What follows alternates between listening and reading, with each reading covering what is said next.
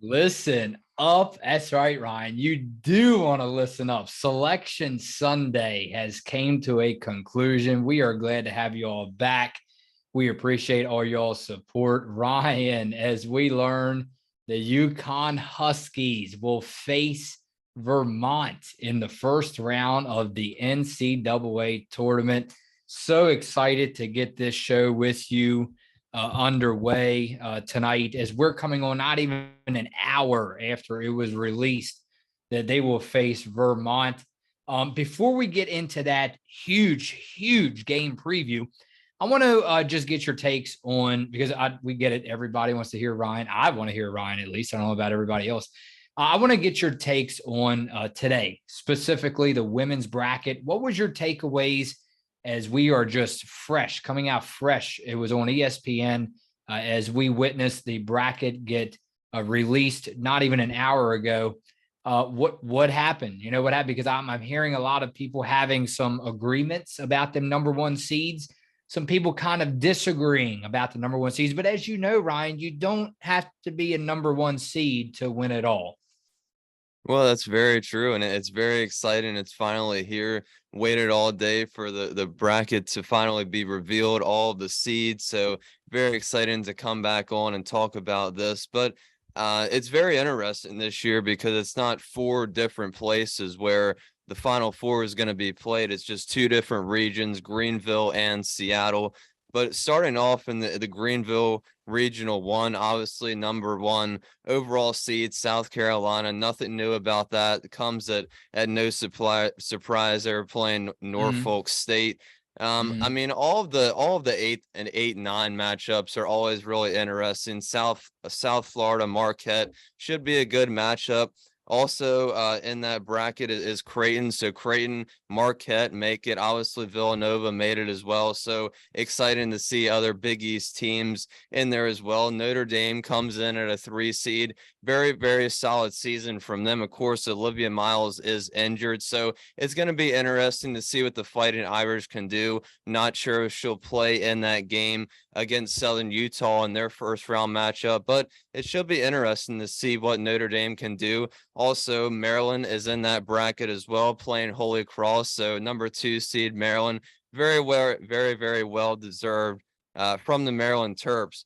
Greenville Regional number 2, number 1 seed, not a surprise there either. Indiana comes in at the number 2 overall number 1 seed, the second number 1 seed. LSU, another 3 seed, very solid season from them. NC State, a 7 seed, kind of an off year from them as well. And then the 8-9 matchup, Oklahoma State and Miami should be another good one. And then, of course, getting down into UConn's matchup in the Seattle 3 region, UConn and Vermont. Ohio State at a 3, so UConn has a chance to play them. If UConn would win, they would either play Baylor or Alabama, the 7 or 10 seed, and the 1 seed in UConn's region is Virginia Tech. So but just glancing at all of these regions, it seems like to me that the UConn's region, I would say, is the easiest in my opinion. So I think it's obviously a very good chance that UConn does make it back to another Final Four, but there's really no easy games. You can't look at the what numbers beside these teams. So it really doesn't matter what team you're playing in March Madness. Like Gino said, every single year he says the same thing every single year. But every game is difficult when you get in March. But it seems like UConn does have a fairly easy road, and plus they do get to play, or they have an opportunity to play the first and of course second round game in Stores. And quickly, the last region, Seattle 4, Stanford is the 4th number 1 seed, and like you were saying, kind of surprising, couple people going back and forth. In my opinion, it probably should have been Iowa. But what do I know? But I think it should have been Iowa. Stanford had a good year, but Caitlin Clark, Iowa, we all know about the Hawkeyes. Really good team. But Iowa is the number 2 seed in that region. So if they get a chance to play Stanford, they can prove everyone wrong and show us why they deserve to be that number 1 seed. But yeah, I think that's it. Gonzaga is the number 4 Texas number 4 seed in that seeding as well. Gonzaga is number 9, excuse me. But yeah, I mean, I think UConn's bracket is looking pretty good in terms of us UConn Husky fans. So it's definitely going to be interesting, just like every year. And I'm so excited to start watching these games on Wednesday. All right, here we go. Breaking down the matchup, Ryan. We didn't get a lot of time to look into it, but as we know, UConn has to face Vermont, the Catamounts, in the first round, led by Emma Utterback, Anna Olson, and the all-talented Delaney Richardson, who leads the team with blocks. So here we go. Ryan, when you look at this, and one number that stood out to me with Emma is a senior, obviously Utterback, guard for Vermont. She leads the team with 14 points per game, even. With that said, by head coach for Vermont, Alyssa Kresge. Hopefully, I'm saying her name right, Kresge. Head coach Alyssa. Look, you said it, and you pointed out a good fact. Not only does her top scorer, Ryan, she leads per game 14 points. I think that's already a problem. That's a big issue, in my opinion, going into play these Huskies. Second of all, you mentioned it, and I think it's huge, especially because, and I'll get into this in just a minute, the fact that there is no Paige Beckers. I know people will get probably a little bit mad at me for mentioning that again, but hey, the reason being, and I might as well just tell you now, the reason being, man, I get it. This team, there has been for UConn, Dorka Uhas, Aaliyah Edwards. I get it. AZ Fudd. I get it. They have stepped up big time. But you got to remember, and in no way, shape, or form am I saying Vermont's winning this game. I might as well tell you now, I have UConn easily, all right, in this game. With that said, this is moving forward. This is not anything like the regular season. This is not anything like the tournament that we just came fresh out of. So Gino said it right. I think that you mentioned that Gino said this is a totally different season. And it is. It's no secret. Every head coach for men's and women's basketball knows that. So with that said, I really think it's really concerning, because now we have it in front of us. Now we have that episode that Phil, myself, said last year, UConn will not win the national championship. This is the reason why right here. This is my main concern. Ryan, if you can break it down for me a little bit more and explain it, try to get into the thought process of why maybe I'm having these thoughts, because I know you told me, come on, Phil, this team is so talented. Come on, man, it's March Madness. You told me this. But again, I'm sitting here right now, I'm putting it all out on a table for you and everybody else. I'm so concerned, not this specifically, this ball game, but man, I'm concerned, Ryan. No Paige Beckers. Well, I think from the beginning of the season, we were all kind of concerned just in general how the team would look without Paige Beckers. And then, of course, with all the other injuries combined on top of that, like we already know, and then dealing with AZ's injuries throughout the whole entire season. And I don't know if she even played 10 games. She certainly didn't play much more than 10 games throughout the whole entire season. But yeah, I mean, in terms of UConn just battling every obstacle and injury throughout the season, it's pretty impressive that they were able to come together and still win the Big East tournament. They had that is impressive. You said it, the regular season and the tournament. But again, not taking anything away from the team. But again, as we move forward, we have to understand it's almost like doesn't it feel like when the sun's rising, it's just a brand new start almost?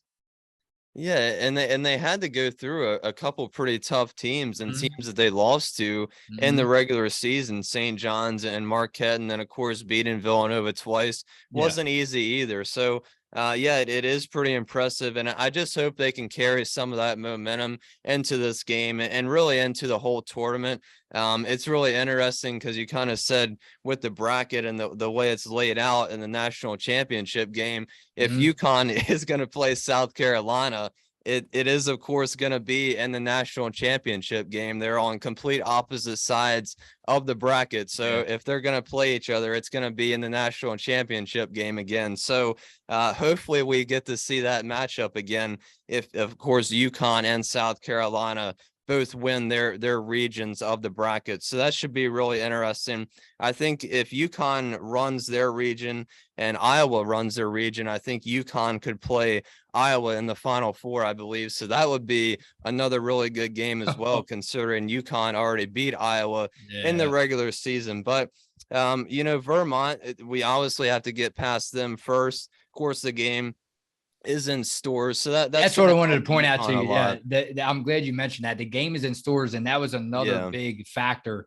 I think that's big. I think that's especially with Paige Becker's her absence. You're arguably your best player on this whole roster, the one that's sitting on the bench. Again, we don't know if she was going to be the best player this season, but we know what she's capable of. So, but again, especially with her out, not taking anything away from anybody else, man, it is extremely important because you told me it seems like it's so tough for these away teams to travel on the road and get these victories, especially in college basketball. You were telling me earlier when we were together discussing Selection Sunday, right before it came on CBS and ESPN. But so I'm glad. I'll let you finish. I'm glad you mentioned that. UConn being in their hometown, that's big. The crowd noise, right? And then also, Ryan, Vermont belongs in the America East. They're coming out of that conference, if you will, and they've won 17 straight. Again, this streak does not concern me all that much, but that's pretty impressive. Vermont winners of 17 straight, and they're in the same conference as guess who? Right in our backyard, Ryan, UMBC. Yeah. So yeah, and if we remember that game from last year as well, talking about the game being in stores, and we even had Paige Beckers on the court, UFC came into that game and really gave UConn a hard battle, and that was I believe just in the second round. So that just goes back to saying any of these games can be really close. So you can't take any team lightly. Vermont, of course, like you just mentioned, 17-game win streak. They only average just under 62 points a game, but they definitely have the players that can score, like we already mentioned, and Emma Utterback and those players that join her in the starting lineup. I'm sure they're probably going to take a good amount of threes, much like a lot of these teams do, a lot of these teams that play UConn. So just throughout the whole entire season, like we said, UConn's going to have to cover the 3-point arc. I'm not concerned quite yet with the inside game. I think Aaliyah and Dorka is going to hold that down pretty easily in this game. I would expect them to do that. Hopefully Aubrey Griffin can play in this game. I know she's been dealing with back spasms. I think Gino said she's not really practiced that much this week. I think she's gone under a lot of therapy. So we'll just have to see it as this game leads up. We don't play until Saturday again, so have a whole nother week to wait for this one. But hopefully that'll give this team extra rest. And we just came off of one break. Yeah, we just came off of one break. Yeah, and now we're heading into our second vacation. So it's kind of weird around this time of the year, but we can promise you guys we will be here for all the latest news. Game recaps, and of course the last check-ins, although they're not called last check-ins anymore, Ryan. So that's a little sneak peek of what's to come. It's exciting, man. Let's go ahead and get into comments. We appreciate you guys coming through. The UConn Huskies punched their ticket to the NCAA tournament. And Ryan, that was 5 days ago, it's showing me. So quite a while ago, considering we used to be on almost every day, right? So again, Ryan, and we miss everybody. We hope everybody is doing well. Let's jump right over to Marcia Clark. Always good to hear from her. She goes, I'm so happy and so excited for March. Such a fun time for basketball. Rest up, guys. You and your hats are going to need it. Yeah, the swag hats. Hopefully the swag hats can take us back to the national championship. Hopefully they bring us and this team some luck. But I mean, I think the rest is a huge part for I mean, not only UConn, but for a lot of these teams that are dealing for injuries. It's not just UConn, obviously, that's dealing with injuries. Obviously, I mentioned Notre Dame with Olivia Miles, and I'm sure there's a lot of other teams that I'm forgetting about and missing that are dealing with a lot of injuries. So I'm sure it's going to help a lot of these teams that don't play until it starts Wednesday, Thursday, but first round matchups start Friday and then Saturday as well. So Sure. I'm sure it's going to help a lot of these teams getting 5 to 6 days rest, and so all these teams can be healthy when they play their first game. That's a good point, because I did not think about, and I really didn't expect UConn to be playing next. Well, we might as well say this Saturday coming up, but this is Sunday. This is Sunday night that we're recording, the 12th. So, Ryan, I mean, and again, this is a whole nother discussion for another time, especially on that game recap. Hopefully it's a very happy game recap, but they play the 18th. So, I mean, when you think about it, it could be, and I want to hear what our subs have to say and everybody else in the UConn family. Is this typically, considering you're going against Vermont, let's just say one of the higher seeded teams? What's your take? What's your take, Ryan? You can comment, or we can leave it to our subs. This break can be really good as far as resting up, or it can be really bad, because I can tell you now, I would be the first one to blame it on so many weeks, so many days of not playing basketball if they come out very slow, only because we saw them come out of that tournament hot, on fire. So again, you have to think about that. I'm glad you brought it up, because if they come out kind of slow on Saturday, you can bet I will be the first one to admit it. It may be real, it may not be real. But one of the main factors, well, we can't use excuses. Look, we have to talk. All right. This is a talking podcast. We don't come on and hit the record button, just sit here and be silent. Right. So at the end of the day, man, I will get heavy into that topic. And hopefully it's a blowout win for UConn. But at the end of the day, you have to think about that, because this is a time of the year where you got to love the rest. Or, Ryan, do you not love all the days off? Yeah, and I think that just depends on team to team, but it's a really good point, and I guess we'll see for a lot of these teams when they tip off either Friday or Saturday. Mm-hmm. But I mean, Yeah. I think most of the teams are going to try to use it to their advantage, but I think it's just important for all of these teams. I think it's more of just a mindset, and in terms of the mental side of things, just the coaches and all the players just staying in the zone the whole entire week. Some of them have to travel, some of them don't, to where they're playing, but it's just all about being focused this time of the year and keeping your mind just strictly on what you set out to do, which is win every single game and try your hardest in all these games. So but I know UConn and Gino will be ready for this matchup, but it's going to be interesting to see how this rest affects some teams and what teams use it to their advantage. Yeah, even Paul Singer goes with a 2-week rest till the first game, and he goes 316. Well, it's not 316, it's 318, and that can make a big difference. So it's not Thursday, it's Saturday. Very unexpected, if you will. I mean, at least in my opinion. I know, Ryan, that you were not expecting that. But anyway, let's go over one more comment, and then we will head out. I actually saw this one about, if I can find it. Let's go over Bond Riley. I think Gino's comments early in the week lit a fire under the whole team. The week to rest up helped also. The talent is rising to the top of the glass. Yeah, I think it did too. I think it really, just kind of like they just said, lit a fire under all of these women. And really it just maybe it was kind of a wake up call in a way for them just all to play better as a team. And I think I mean I know that they know that, and they they could have obviously done a lot better job finishing off the season.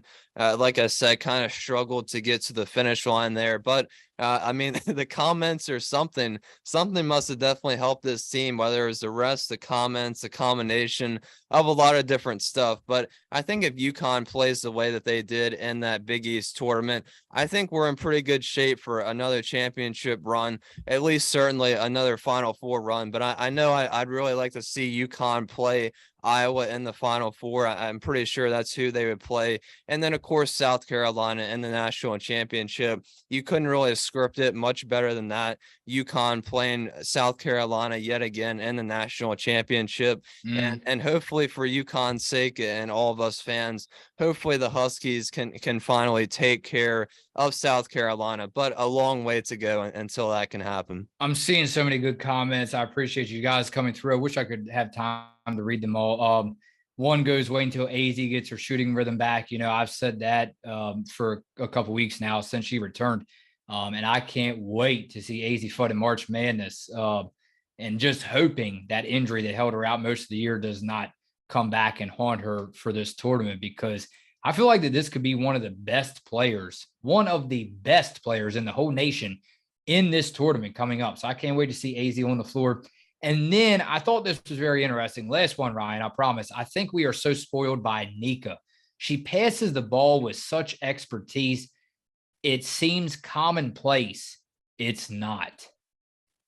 No, and it's not. And like I said before, some of the players on this team, their contributions really don't show up sometimes in the box score. When you just maybe you don't watch the game and just look at the box score, you really don't realize how much these players really matter to the team. And players like Nika Mule, Aubrey Griffin, even when Ayanna Patterson comes off the bench and makes an impact. So Nika Mule obviously does a tremendous job, and a lot of the stuff that she does gets unnoticed. Just the way she keeps energy levels high throughout the whole entire game, and her passing ability, it's so good that we really just don't bring it up too much on this podcast, because she just makes it look so easy. But you know, what she did with the assist record this season is incredible. And UConn is definitely going to need her throughout this whole entire tournament for defense, passing, and arguably most importantly, like I said, keeping the energy level and keeping everybody focused and locked in throughout the whole entire tournament.